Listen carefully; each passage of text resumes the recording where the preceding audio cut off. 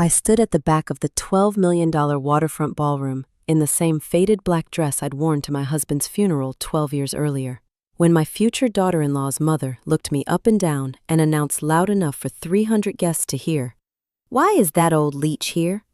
We don't have space for charity cases at a billion-dollar wedding." 20 minutes later, I walked to the microphone, tapped it once, and said the 8 words that froze every champagne glass in the room. Actually, I now own this entire venue, effective yesterday.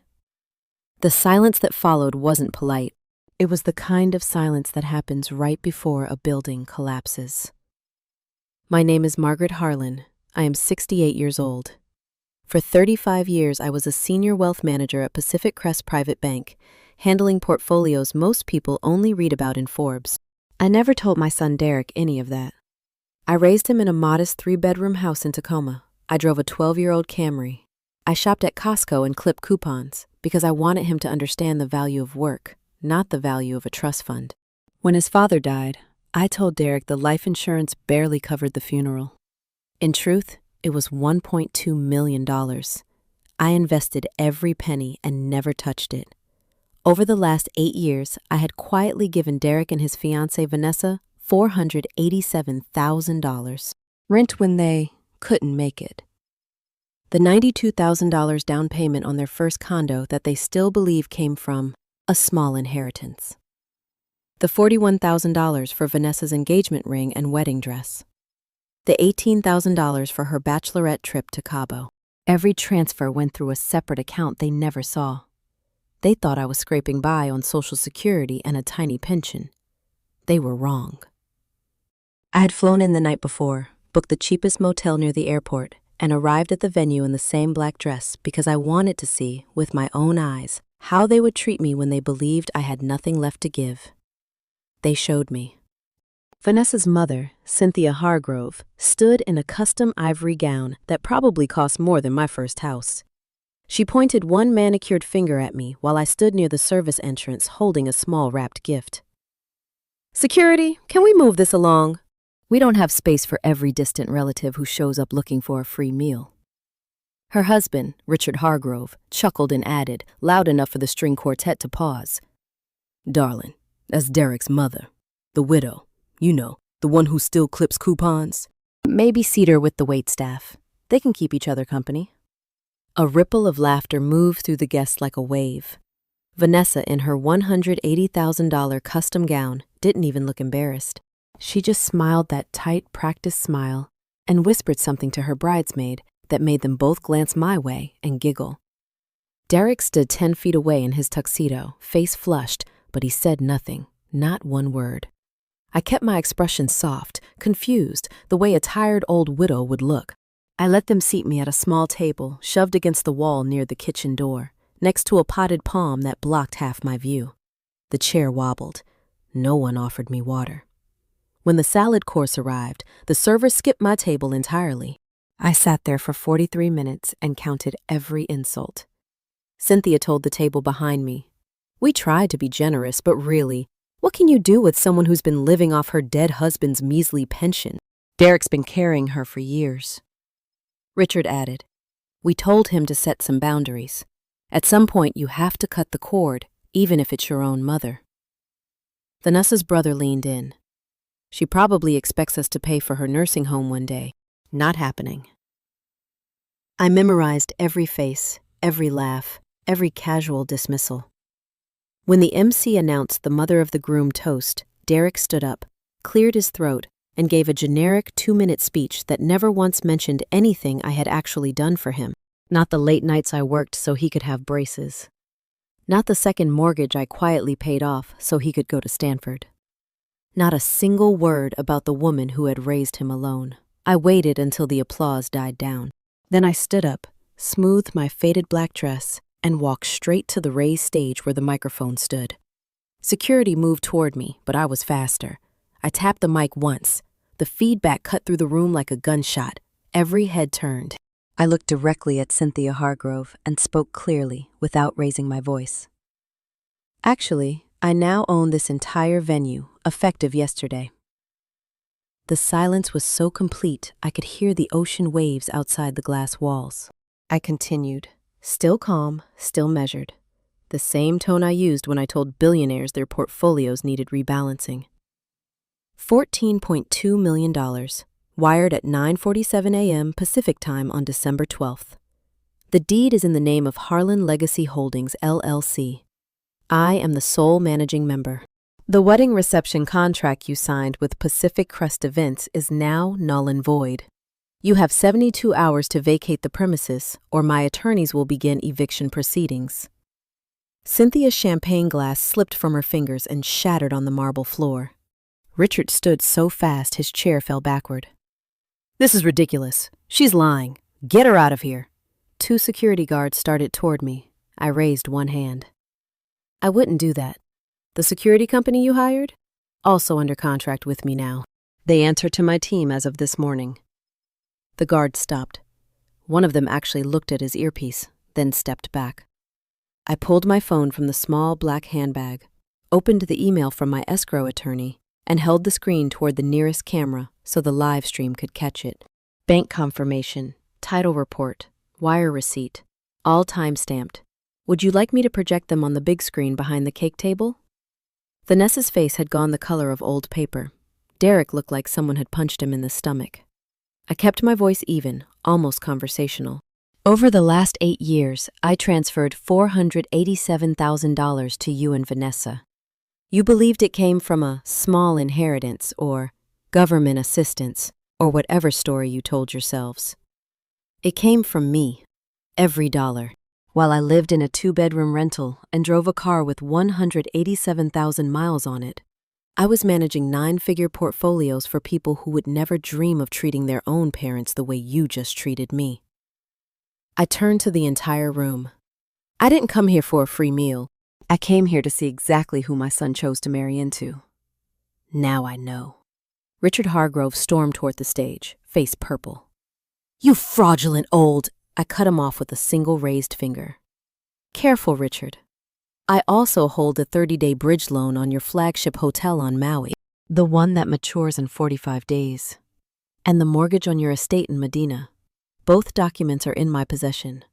Default on either one, and my bank will begin foreclosure proceedings immediately. I suggest you sit down." He stopped mid-stride. I looked at my son. "Derek, you have a choice to make tonight. You can stand with the people who just humiliated the woman who raised you, or you can walk out of here with me. But understand this. From this moment forward, there will be no more quiet transfers, no more hidden help. If you stay with them, you stay without a single dollar from me, ever again." Vanessa reached for his arm, but he pulled away, eyes wide, like he was seeing me for the first time. I stepped down from the stage and walked straight through the center aisle. Guests parted like water. No one spoke. At the exit, I turned one last time. "One more thing. The honeymoon suite you booked for 3 weeks in Bora Bora? Also canceled. I own the resort management company that handles that property. You're welcome to pay for it yourselves." I walked out into the cool night air. Behind me, the ballroom erupted. My phone was already ringing. My attorney, my private banker, the title company. I answered the first call. "Start the foreclosure clock on the Maui hotel," I said quietly, "and prepare the notice for the Medina estate. We move at 9 a.m. sharp tomorrow." I hung up and looked out over the dark water. For the first time in decades, I wasn't pretending to be smaller than I was. I was exactly who I had always been, and no one would ever make me feel small again. The ballroom behind me sounded like a hive that had just been kicked. Shouts, breaking glass, the scrape of chairs. I didn't turn around. I kept walking down the wide stone steps toward the valet stand, my faded black dress brushing the marble like it had every right to be there. My phone buzzed again. This time it was Derek. "Mom, wait, please."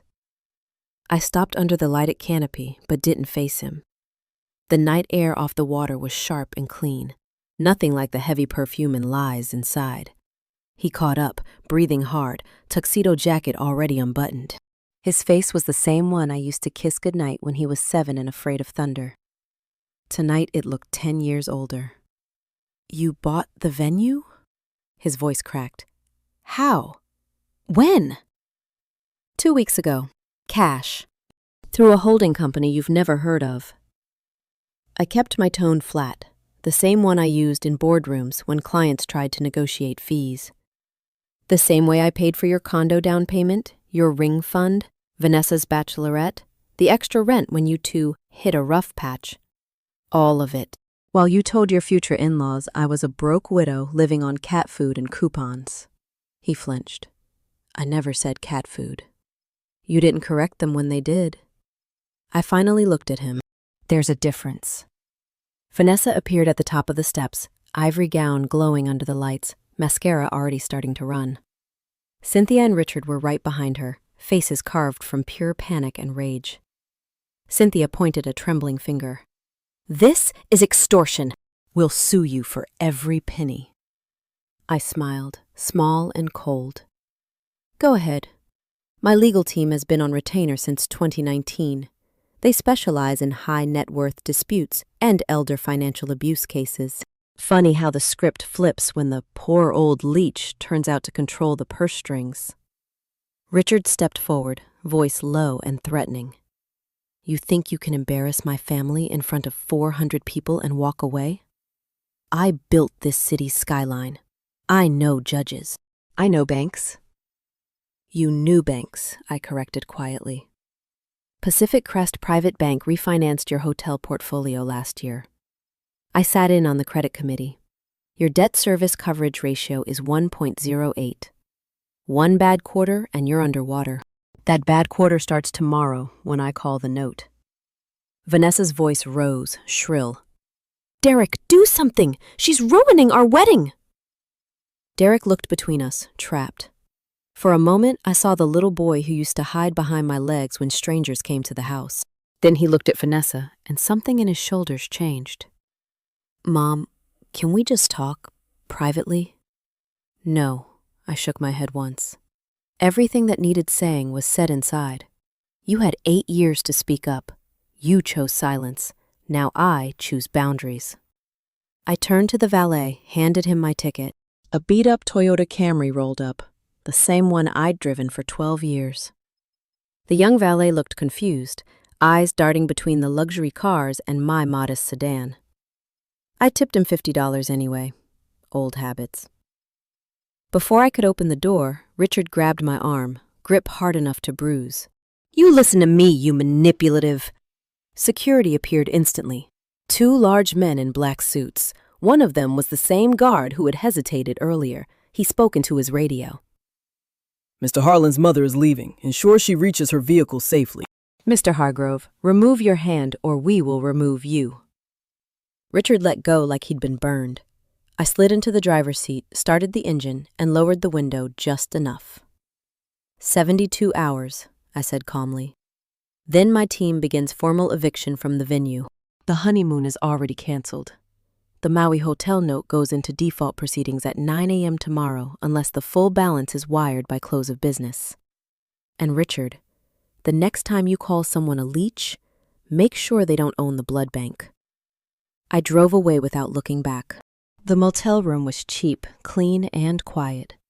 I sat on the edge of the bed in the dark, still wearing the black dress, and opened my laptop. Bank statements, loan documents, the shell company filings. Everything was there in neat folders labeled with dates and reference numbers. I had spent years being the invisible safety net. No more.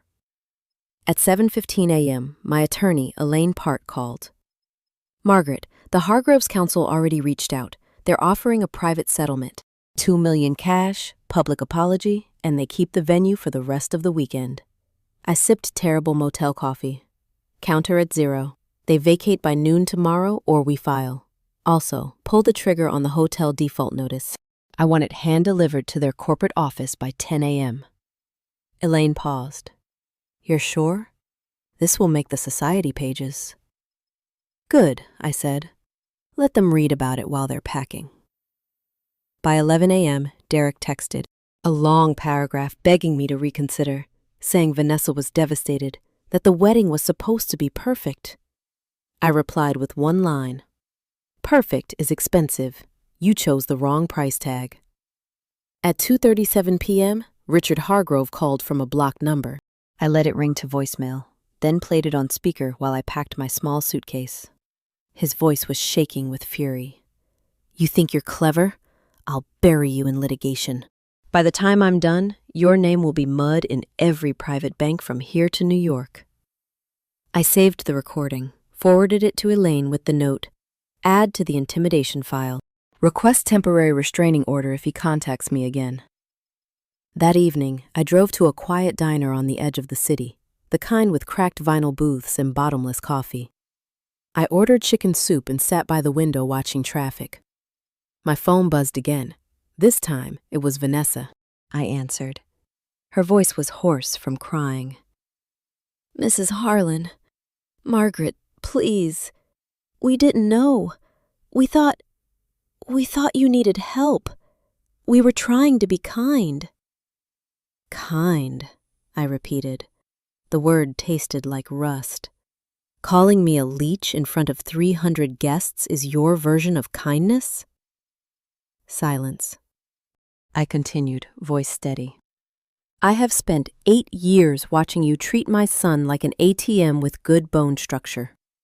I have watched you roll your eyes when he mentioned my name. I have listened to you tell your friends that Derek's mother was adorable but a little sad, all while cashing checks I wrote." Another long pause. "I'm sorry," she whispered. "No," I said. "You're sorry you got caught. There's a difference. You have until noon tomorrow to clear the venue. After that, my security team will escort you and your guests off the property. Consider it a wedding gift, the only one you're getting from me." I hung up. The next morning at 10:47 a.m., I received a video from Elaine.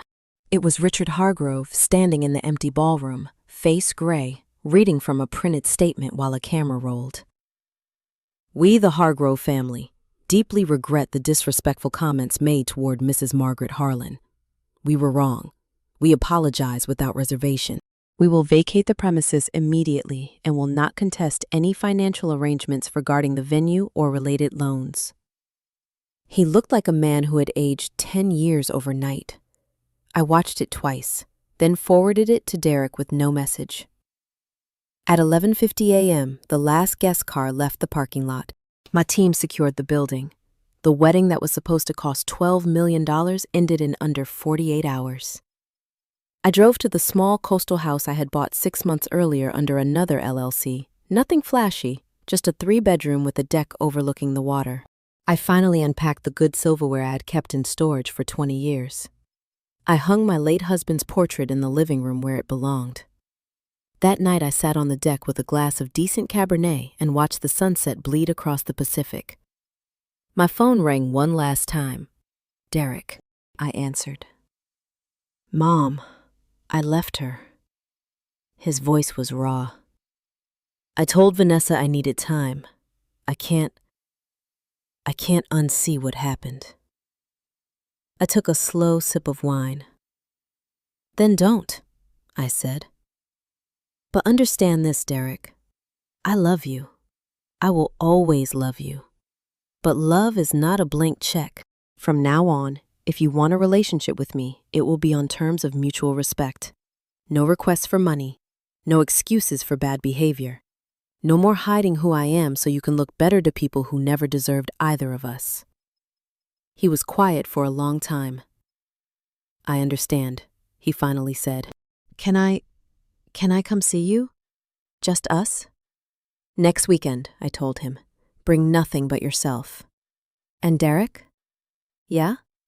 Next time someone calls your mother a leech, I expect you to correct them, even if it costs you everything. Because if it doesn't cost you something, it wasn't respect to begin with." I hung up and leaned back in the chair. The ocean whispered against the rocks below. For the first time in decades, I wasn't calculating how much I could afford to give away. I was simply deciding what I was willing to keep. And no one, not my son, not his ex-fiancée, not the entire Hargrove empire, would ever make me feel small again. The coastal house smelled of fresh paint and salt air the next morning.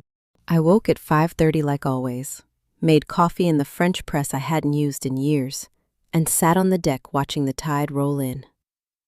My phone stayed silent for the first time in days. No desperate texts from Derek, no veiled threats from the Hargroves. Just the sound of gulls and the distant hum of fishing boats. I opened my laptop anyway. Numbers don't lie, and I needed to see them in black and white. The Maui hotel note, $28.4 million outstanding, 45 days to maturity. My team had already sent the formal default notice at 9:02 a.m. yesterday. Interest penalties would start accruing at midnight tonight. The Medina estate mortgage, $9.7 million, current but with a cross-default clause tied to the hotel. One slip and both properties were mine to foreclose on. I forwarded the latest status report to Elaine with a single line: hold steady. No extensions. No negotiations until I say so. Then I did something I hadn't done in 8 years. I transferred $50,000 into a new account titled Margaret Harlan Living Trust, Grandchildren Fund. Not for Derek and Vanessa's future children, for any grandchildren who might one day exist, controlled only by me. Iron boundaries start with iron paperwork. At 10:17 a.m., Derek called. His voice was hoarse, like he hadn't slept. Mom, she's gone. Vanessa packed a bag last night and went back to her parents' house in Seattle. She said I chose you over her. I watched a heron land on the dock. You didn't choose me, Derek. You finally stopped choosing them. There's a difference. He exhaled shakily. The wedding planner called this morning. The Hargroves tried to book another venue for this weekend. Every decent place within 200 miles is suddenly fully committed. Did you? Yes. Silence stretched between us.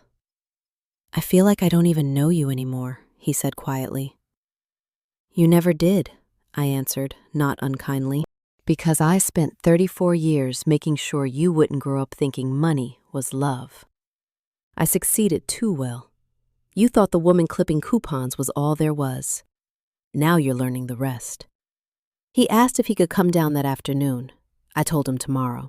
I needed one more day of quiet before I let the world back in. That afternoon, I drove into town and did 3 things I had postponed for years. First, I walked into the small independent bookstore and bought every book on the shelf about boundaries and financial abuse. The cashier, a woman in her 60s, recognized the titles and gave me a knowing nod. Good for you, she said under her breath. Second, I stopped at the salon I used to drive past but never enter. I sat in the chair and told the stylist, cut it short, something I can manage myself, something that says I'm done hiding. When I left, my silver hair was cropped close to my jaw, stylish but practical. I looked like a woman who had finally stopped apologizing for taking up space. Third, I met Elaine for lunch at a quiet cafe overlooking the marina. She slid a thick folder across the table. Update. The Hargroves' attorney called twice this morning, begging for a meeting. They're offering to pay the full venue fee plus a $3 million goodwill payment if we kill the default notices. Richard personally called my partner and threatened to ruin your client's reputation. I recorded it. I took a slow sip of iced tea. Add it to the file. Tell them the price just went up. They vacate the venue today, issue the public apology video by 5 p.m., and transfer the Aspen vacation property into the grandchildren's trust by close of business Friday. Or we start foreclosure on both the hotel and the Medina estate Monday morning.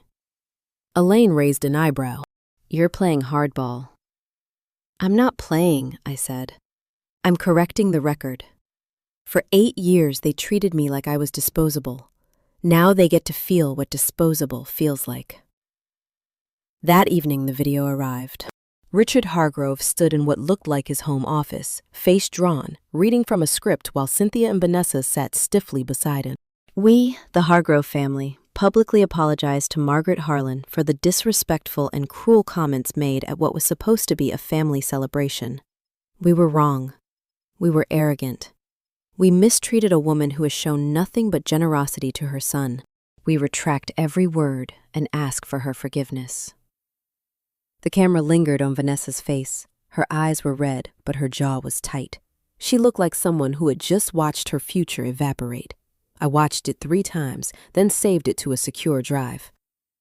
At 6:12 p.m., my phone rang. Unknown number. I answered anyway. Richard's voice came through, low and venomous. You think this ends with an apology video? You just destroyed my daughter's wedding. You're going to regret this, old woman. I hit record on my phone.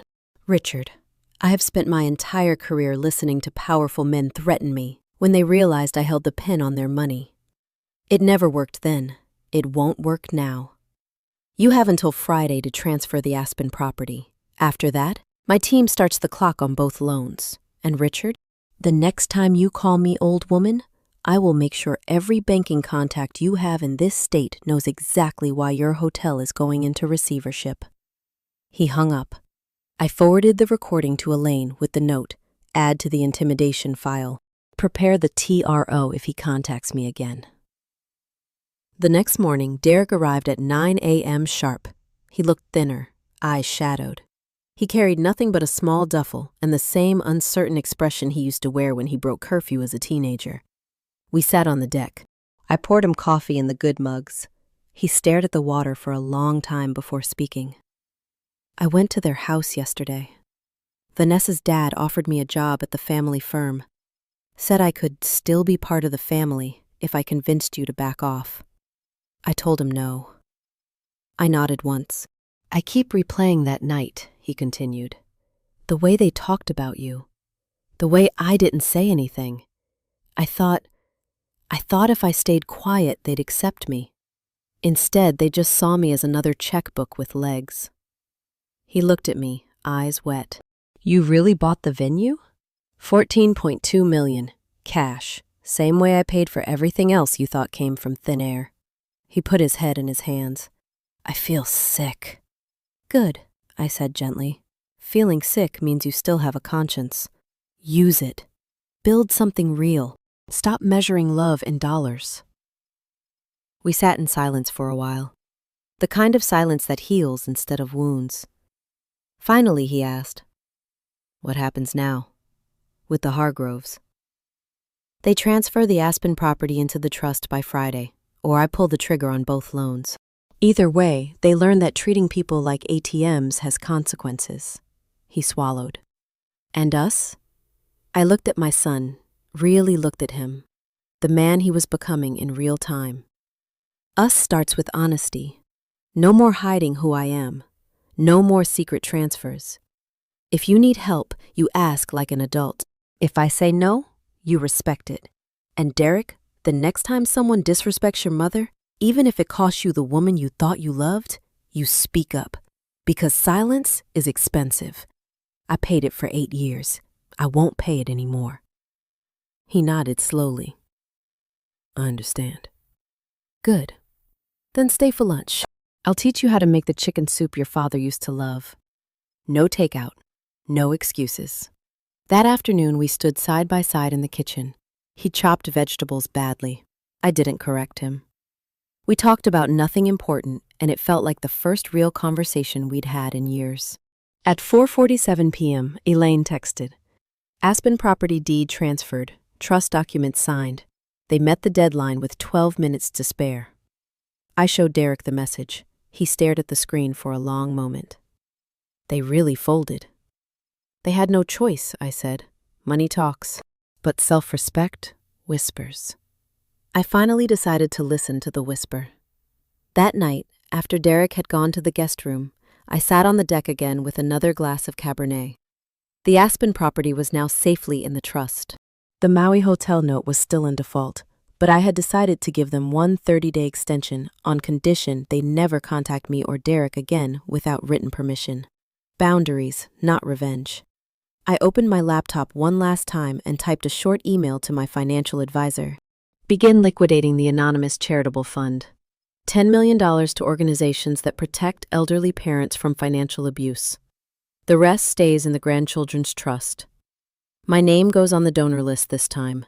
No more hiding. I hit send. Then I closed the laptop, leaned back, and listened to the waves. For 68 years, I had been the strong one, the invisible one, the giver. Tonight, for the first time, I felt like the woman I had always been, underneath the modest clothes and quiet transfers. Whole, unapologetic, free. And no one, not my son, not his former fiancé, not the entire Hargrove empire, would ever make me feel small again. Because the old leech had just become the woman who owned the pond. And she was finally done feeding anyone who refused to respect the water. The next morning, the fog hung low over the water like a soft gray curtain.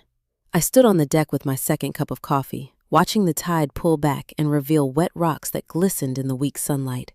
My phone stayed quiet. No frantic calls from Richard Hargrove. No tearful messages from Vanessa. Even Derek was still asleep in the guest room. For the first time in weeks, the world felt manageable. I opened my email anyway. Practicality first. Elaine had sent the final transfer confirmation at 7:03 a.m. The Aspen property, 4 bedrooms, 6 acres, private ski access, was now officially held in the Margaret Harlan Grandchildren Trust. Irrevocable. My sole discretion.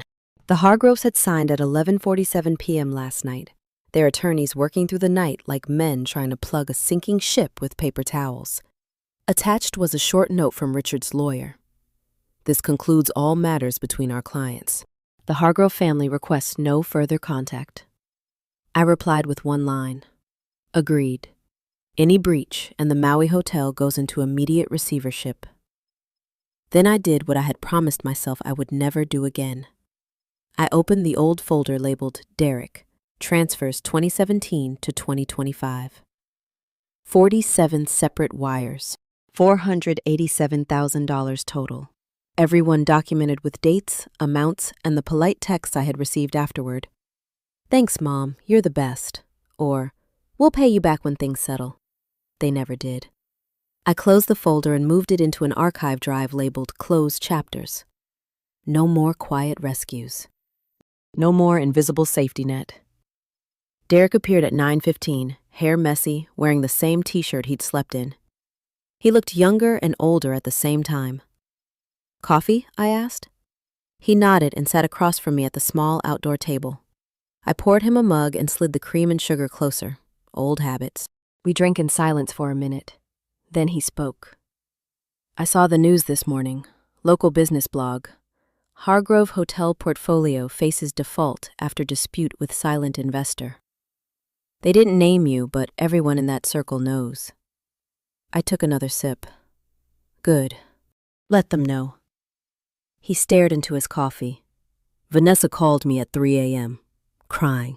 Said her dad lost a major investor because the story is spreading. Said I ruined her life. I set my mug down carefully. Did you ruin her life, Derek? He looked up, eyes red. No, but I didn't stop them from trying to ruin yours. That's the part you own, I said quietly. Not her tears, not their lost investor. You own the 8 years you let them treat your mother like an embarrassing footnote. He flinched but didn't look away. Progress. I told her it's over, he said. I told her I need to figure out who I am without her family's money propping me up. She hung up on me. I nodded once. Then let her hang up. Real love doesn't require you to bankrupt your dignity to keep the lights on. We sat with that for a while. The gulls cried overhead. A fishing boat chugged past, its engine a low, steady rumble. Finally, Derek asked the question I knew was coming. What about me, Mom? Am I cut off completely? I looked at my son, the man who used to run to me with scraped knees and big dreams. No, I said. You're not cut off. You're on new terms. If you need help, you ask like an adult. You tell me why, you show me a plan, and I decide. No more secret wires. No more Mom will fix it. And if I say no, you accept it without guilt trips or silence. That's the boundary. He swallowed hard. I can live with that. Good. Because the alternative is you learn the hard way, the same way I just taught the Hargroves. Later that morning, we drove into town together. I needed groceries. Derek needed to feel useful. He pushed the cart while I picked out real food, not the cheap cans I used to buy to keep up appearances. When we reached the checkout, the total came to $187.43. Derek reached for his wallet out of habit. I placed my hand on his arm. "No." He paused. "I pay," I said, "because this is my house, my rules, my money. When you have your own place and your own income, you can pay then. Until that day, you learn what it feels like to stand on your own feet without a secret safety net." He put his wallet away. His cheeks flushed, but he didn't argue. Another small victory. That afternoon, Elaine called. "Margaret, the Hargroves just wired the full extension fee on the Maui hotel. 30 days, as agreed. They also sent a formal letter requesting a meeting to discuss long-term refinancing." I smiled at the ocean. "Decline the meeting. Tell them any future communication goes through you. And remind them the Aspen property is no longer theirs to visit. The trust has already changed the locks and security codes." Elaine laughed softly. "You're enjoying this more than you admit."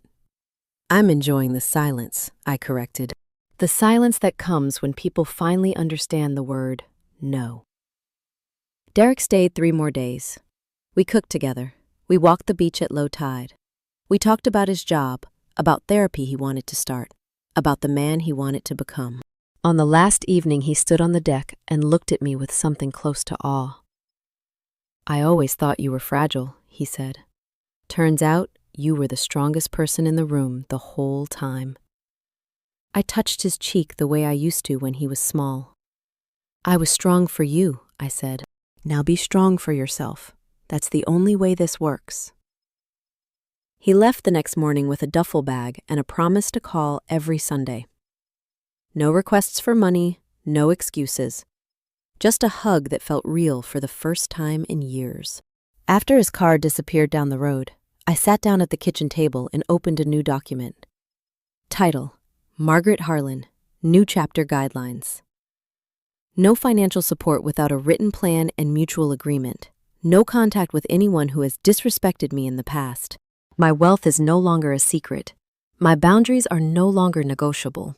My time, my peace, and my name belong to me first. I printed it, signed it, and taped it inside the cover of my new journal. Then I did the one thing I had dreamed of for decades. I booked a solo trip to Tuscany for next month. First class. Best suite at a small villa overlooking the hills.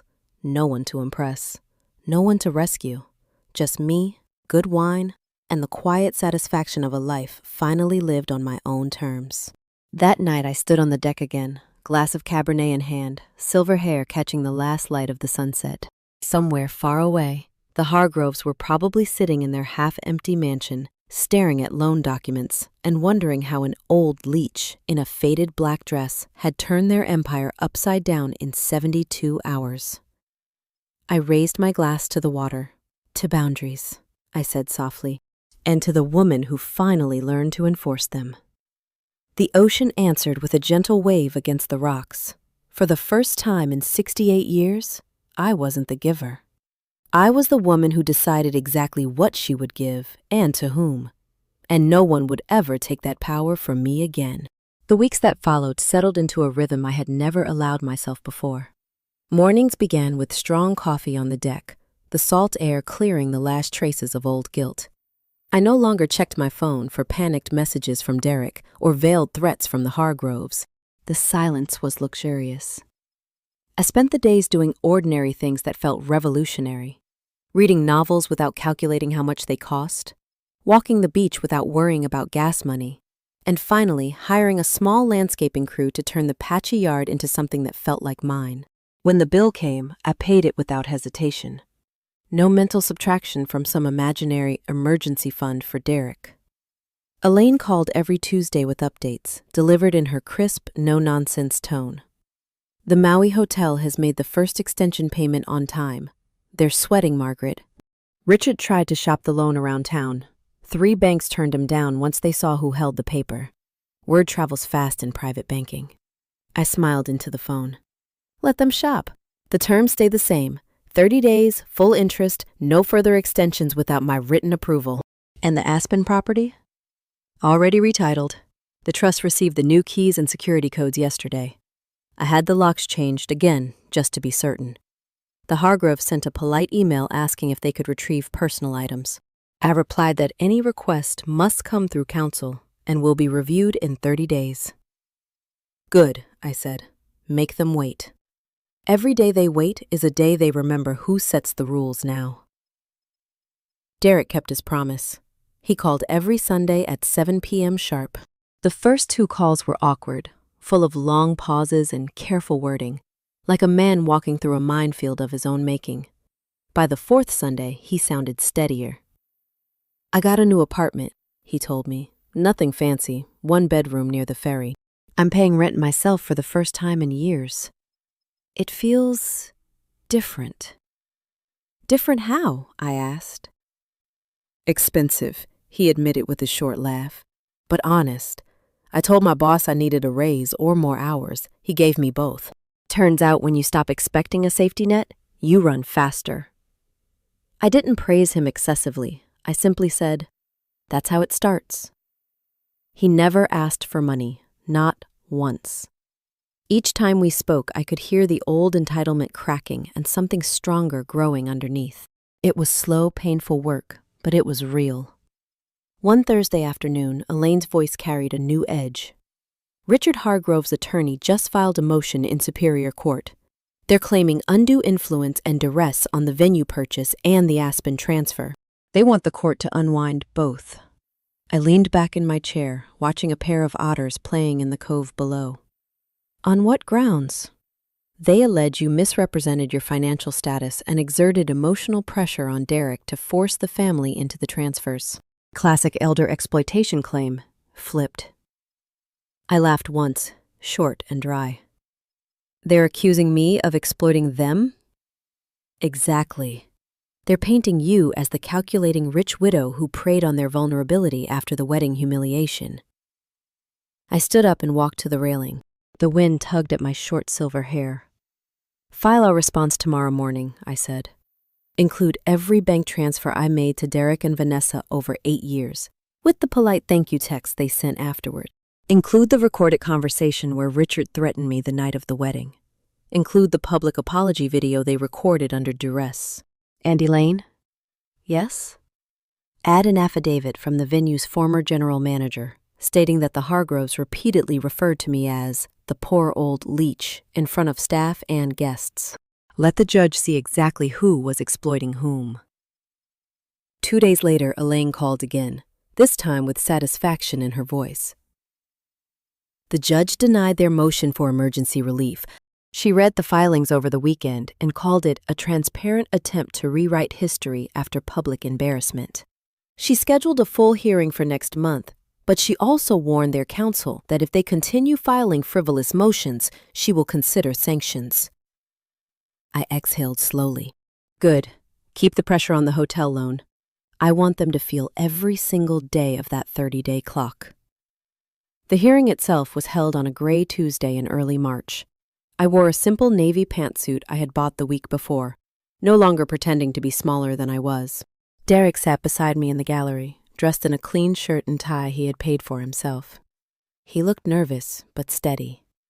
Richard and Cynthia Hargrove sat at the defense table, faces tight. Vanessa was absent. She had apparently left for Europe the week before, to heal, according to the society blog Derek showed me. Their attorney opened with a long speech about family loyalty, emotional distress, and how I had orchestrated a public spectacle to seize assets. He painted me as cold, calculating, and vindictive. When it was our turn, Elaine stood and spoke for exactly 12 minutes. She laid out the timeline with surgical precision. The 8 years of undocumented transfers, the public insults caught on multiple phones that night, the recorded threat from Richard, the voluntary public apology video. She ended by placing printed bank statements on the judge's bench. Your Honor, my client spent nearly $500,000 supporting her son and his fiancé while they mocked her as a charity case and a leech. When she finally stopped the flow of money, they attempted to have her declared incompetent and seize control of her assets. The only person who exerted undue influence in this matter was the Hargrove family, and they did it for 8 straight years. The judge, A woman in her late 50s with sharp eyes looked over her glasses at Richard. Mr. Hargrove, did you or your family refer to Mrs. Harlan as the old leech on the night of the wedding? Richard's jaw worked. It was said in poor taste, Your Honor, but yes or no? He swallowed. Yes. The judge turned to me. Mrs. Harlan, do you intend to pursue full foreclosure on the Maui Hotel and the Medina estate? I stood slowly. Only if they continue to contest the transfers, Your Honor. I have already granted one 30-day extension on the hotel loan.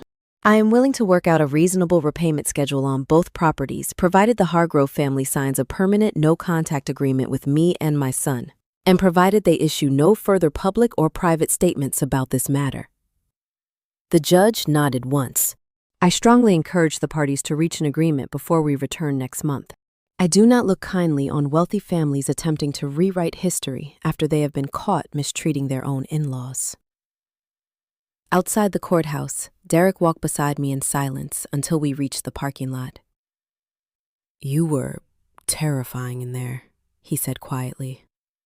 I stopped and faced him. No, Derek, I was honest. There's a difference. Terrifying is what they did to me for 8 years while smiling and calling it family. He nodded, eyes clear. I get it now. I really do. 2 weeks later, the final settlement was signed in Elaine's conference room.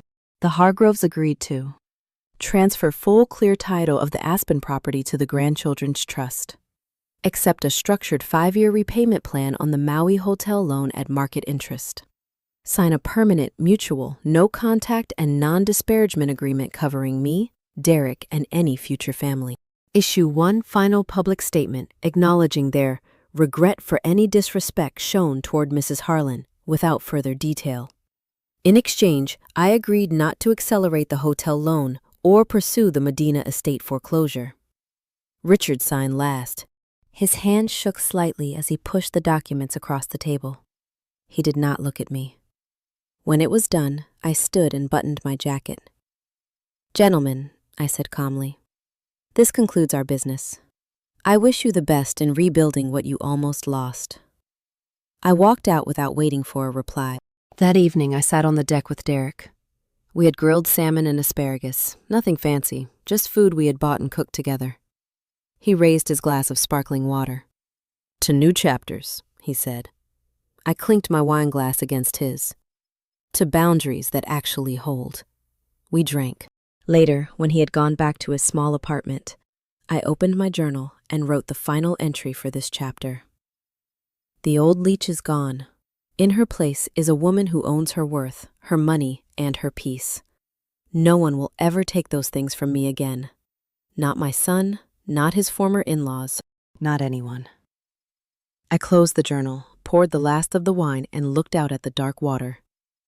Somewhere in the city, the Hargroves were probably staring at loan statements and empty calendar pages where a lavish wedding reception used to be. Somewhere in his new apartment, Derek was learning what it felt like to stand on his own feet without a hidden safety net. And here, on this quiet deck, Margaret Harlan was finally, completely, unapologetically free. I raised my glass one last time to the night sky. Thank you, I whispered to no one and everyone, for teaching me the only lesson that ever mattered. The ocean answered with a soft, steady rhythm, the same rhythm I would live by from now on. Steady. Unshakable. Mine. The spring rain tapped gently against the windows of my coastal house as I sat at the kitchen table with a fresh cup of coffee and the final stack of documents. It was early April now, almost 4 months since the wedding that never happened. The world outside was waking up in soft greens and wildflowers, and for the first time in decades, my life felt aligned with it. Elaine had overnighted the last settlement packet. I opened the envelope slowly, savoring the weight of the thick paper. Inside were the fully executed agreements. The Aspen property deed, now irrevocably in the grandchildren's trust. The amended loan documents on the Maui Hotel, with a strict 5-year repayment schedule and personal guarantees from both Richard and Cynthia. The permanent no-contact and non-disparagement order, signed by all 3 Hargroves and notarized. Any breach would trigger immediate acceleration of both loans and a six-figure penalty. I signed where needed, scanned the pages, and emailed them back to Elaine with one line: "File everything, then close the file. We're done." She replied within minutes. "Done. They won't bother you again. If they do, we bury them." I leaned back in the chair and let out a long breath I hadn't realized I was holding. The war was over. Not with fireworks or screaming matches, but with quiet procedural finality. Bank records, loan documents, court filings. The same tools they once tried to use against me had become the walls that now protected me. Derek arrived that Saturday with a small bouquet of tulips and a nervous smile. He had gained a little weight back and carried himself differently, shoulders straighter, eyes clearer. "I got a promotion," he said as we walked down to the beach. "Regional account manager. It's not huge money yet, but it's mine. No family name attached." I nodded. "I'm proud of you." He kicked at a piece of driftwood. "I saw Vanessa last week. She was having coffee with some guy in a suit that probably cost more than my car. She didn't even look at me." It hurt for a second, then it didn't. "Good," I said. "Pain that passes quickly is just information. Use it." We sat on a log and watched the waves. After a long silence, he asked the question that had been hovering between us for weeks. "Mom, do you think I'll ever have kids? Real ones, with someone who actually wants a life with me, not with what I can provide?" I looked at my son, the man who was finally learning to stand without crutches. "I don't know," I answered honestly. "But I do know this. Any woman who expects you to hide your mother or treat her like an embarrassment is not the right one. And any grandchildren who come into this world will be loved and protected, not used as bargaining chips. The trust is there for them, not for anyone else." He nodded slowly. "I get it now. The boundaries aren't punishment, they're protection." Exactly. That evening we cooked steak on the grill, opened a decent bottle of red, and talked until the stars came out. No requests for money, no stories about how hard things were, just two adults learning how to be family without transaction. Before he left, he hugged me longer than usual. "Thank you for not giving up on me," he whispered. "I never gave up on you," I said. "I just stopped letting you give up on yourself." The following Tuesday, Elaine called with the last loose end. The Hargroves sold their Medina estate. Quietly. All cash buyer. They needed the liquidity to stay current on the hotel loan. Word on the street is Richard is stepping down as chairman. The board forced it. Too much negative press. I stared out at the water. Are they still complying with the no contact order? Radio silence. Their attorney sent one final email confirming receipt of the signed documents and stating that all parties understand the consequences of breach. I smiled faintly. Then we're finished. Close the matter. Send them a polite confirmation and wish them well in their future endeavors. Elaine laughed. "You're kinder than I would be." "No," I said. "I'm simply done. Kindness is for people who deserve it. Closure is for me." I spent the rest of April preparing for my trip to Tuscany. I upgraded the booking to a private villa with a terrace overlooking the vineyards. First-class ticket. "I'm seeing someone," he said quietly. "Her name is Lauren. She's a teacher. No trust fund, no expectations. She asked about you the other day, wanted to know what kind of mother raises a man who finally learned to stand on his own." I raised my glass. "Tell her the truth. Tell her the mother finally learned to stand on her own, too." He smiled, the first real unburdened smile I had seen on his face in years. "Safe travels, Mom. Send pictures. And thank you for everything, even the parts that hurt." I touched his hand. "The hurt was the tuition. You paid it. Now live like it was worth it." The next morning I locked the house, set the security system, and drove to the airport. As the plane lifted off, I looked down at the coastline shrinking below and felt something I hadn't felt since I was a young woman with dreams bigger than my circumstances. Freedom. Not the loud, angry kind that shouts at the world. The quiet, unshakable kind that simply refuses to shrink anymore. 6 weeks later, I returned home, tanned, rested, and carrying 2 bottles of Brunello I intended to open only on special occasions. The house smelled of fresh flowers. Derek had arranged for a cleaning service and left a note on the counter. "Welcome home. Dinner next Sunday? My treat this time. D." I smiled and pinned the note to the refrigerator. That evening, I sat on the deck with one of the new bottles, breathing in a decanter. The sun was setting in streaks of orange and gold. My phone buzzed once. A single text from an unknown number. It was Richard Hargrove. "We kept our word. Please do the same." I stared at the message for a long moment, then deleted it without replying. I had kept my word. The loans were still in good standing. The no-contact order remained intact. The Aspen property was safely in the trust. But I had also kept something far more important. Myself. I poured a glass of the Brunello, raised it toward the horizon, and spoke softly to the empty air. To the woman who finally stopped paying for love with silence and money. To the mother who taught her son that respect has a price and it isn't negotiable. To the boundaries that held when everything else tried to break. I took a slow sip. The wine was rich, complex, and entirely mine. Somewhere in the city, the Hargroves were learning to live smaller. Somewhere in his modest apartment, Derek was learning to live honestly. And here, on this quiet deck overlooking the Pacific, Margaret Harlan was living exactly as she chose. No more faded black dresses. No more hidden transfers. No more pretending to be smaller so others could feel bigger. Just a 68-year-old woman with silver hair, a clear conscience, and the unshakable knowledge that she would never again let anyone treat her like an ATM with feelings. The old leech was dead. In her place stood a woman who owned the pond, set the rules, and finally, peacefully, lived free. And that was the most expensive, most valuable, and most satisfying revenge of all. The summer light stretched long across the deck as I sat with my journal open, pen in hand, writing the last lines of this chapter of my life. It has been 7 months since the wedding that never was. The Maui hotel loan remains current. The Hargroves make every payment on time, like clockwork. Their attorney sends a single quarterly confirmation email through Elaine, nothing more. No calls, no text, no surprise visits. The no-contact order is working better than any restraining order ever could. Because it is backed by money they can no longer afford to lose. Richard stepped down as chairman last month. The business pages called it a strategic transition. I called it the cost of treating an old widow like she had no teeth.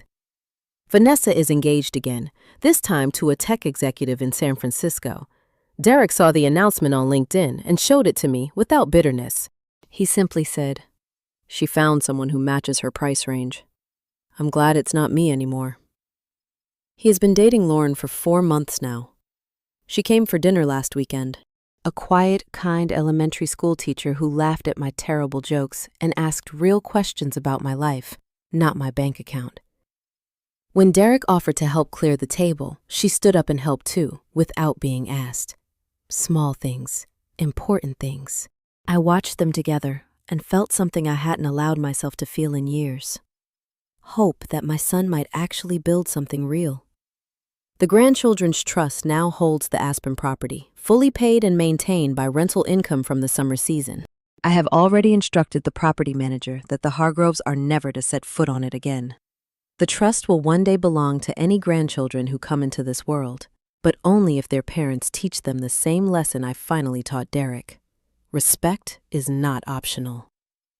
As for me, I sold the old Camry and bought a sensible but comfortable SUV. Nothing flashy, just reliable. I finally joined the local garden club and started painting again. Watercolors of the coastline that hang on my walls without apology. I travel when I want. I say no when I need to. I answer only to myself. Yesterday, Derek asked if he could bring Lauren to the house for a weekend. I said yes, on one condition. No stories about how I used to be the poor mom. Tell the truth or don't tell it at all. He smiled. The truth is you were never poor, Mom. You were just patient. And patient people are the most dangerous when they finally stop being patient. I laughed then, A real laugh that came from deep in my chest. This morning I stood on the deck in a light linen shirt, silver hair catching the breeze, and looked out at the water that has become my daily companion. I no longer calculate how much I can afford to give away. I no longer shrink myself so others can feel tall. I no longer confuse love with silence or money with obligation. The old Margaret, the one in the faded black dress who let herself be seated by the service door, is gone. In her place is a woman who owns her wealth, her peace, and her voice. A woman who taught her son that the most expensive thing in life is not the venue or the hotel or the Aspen property. It is self-respect. And once you learn its true price, you never let anyone negotiate it down again. I raised my coffee mug toward the horizon. To the leech who became the pond owner, I said quietly. The ocean answered with its steady rhythm, the same rhythm that now beats in my own chest. Steady, unshakable, free. And for the first time in 68 years, I finally believed it. I stood on the deck as the late summer sun dipped toward the horizon, painting the water in streaks of gold and rose. A light breeze carried the scent of salt and pine, and for a long moment I simply breathed it in. No ringing phone, no urgent emails, no one waiting for me to fix something that wasn't mine to fix. My name is Margaret Harlan. I am 68 years old, and I have finally stopped living as a walking ATM with feelings. 7 months had passed since that night in the waterfront ballroom when Cynthia Hargrove called me the old leech in front of 300 guests.